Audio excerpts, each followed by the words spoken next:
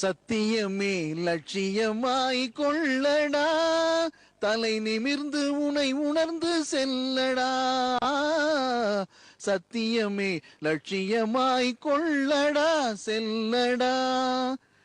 TM. Soundararajan, அதாவது அவர் என்னுடைய அப்பா. அவரை வந்து சொல்லும் பொழுது கண்கள் குழமாகும்.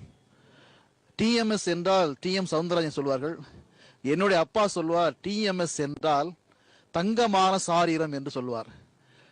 பல பாடல்கள், மனதின் ரீங்காரம் இடக்கூடிய பாடல்கள். டிஎம்எஸ் பாடல்கள் இல்லாவிட்டால் அது இசையே அல்ல, அது பாடலே அல்ல. சொல்லிக்கொண்டே போகலாம். அவருடைய ஆரம்பகால பாடல்களில் பார்க்கும் பொழுது புரட்சி நடிகர் எம்ஜிஆர், சிவாஜி கணேசன், சொல்ல போனால் ஜெமினி கணேசன், இன்னும் முத்துராமன், ரஜினிகாந்த், கமலஹாசன் வரை அவருக்கு அருமையான பாடல்களை தந்தவர். டிஎம்எஸ் உடைய பாடல்கள், ஆரம்பகால பாடல்கள் வந்து ஒரு வித்தியாசமான ஒரு குரலாக இருக்கிறது, ஆரம்பகால குரல். இடைப்பட்ட காலங்களில் எம்ஜிஆருக்கும் சிவாஜிக்கும் பாடும்பொழுது எம்ஜிஆருக்கு ஒரு விதமாகவும் சிவாஜிக்கு ஒரு விதமாக பாடுவார் டிஎம்எஸ் அவர்கள். அதனும் தத்துவ பாடலுக்கு ஒரு விதமாக குரல் கொடுப்பார், காதல் பாடலுக்கு ஒரு குரல் கொடுப்பார், சோக பாடலுக்கு ஒரு விதமான குரல் கொடுப்பார். எந்த ஒரு பாடலும் டிஎம்எஸ் பாடி இது கேட்கும்படியாக இல்லை என்று சொல்லும்படியாக இல்லை. உலகம்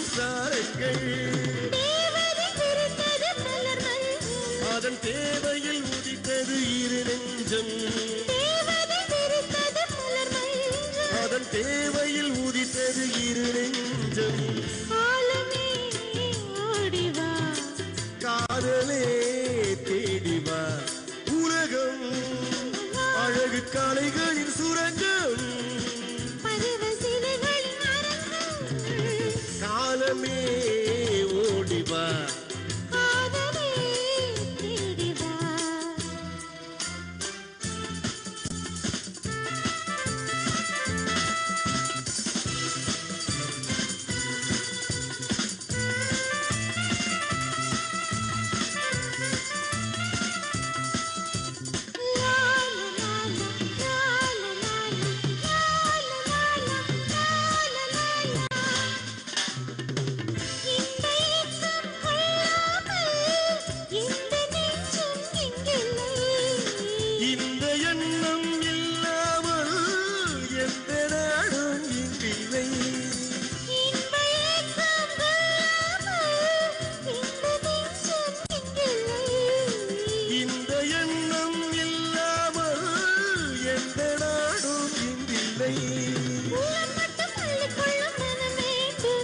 சொல்லும் வண்ணம் துள்ளி செல்லும் உடல் வேண்டும். அது சொல்லும் வண்ணம் துள்ளி செல்லும் உடல் வேண்டும். காதலே தேடிவா உலகம் அழகு கலைகளின் சுரங்கம் பருவ சிலைகளின் அரங்கம். காலமே ஓடிவா காதலே தேடிவா.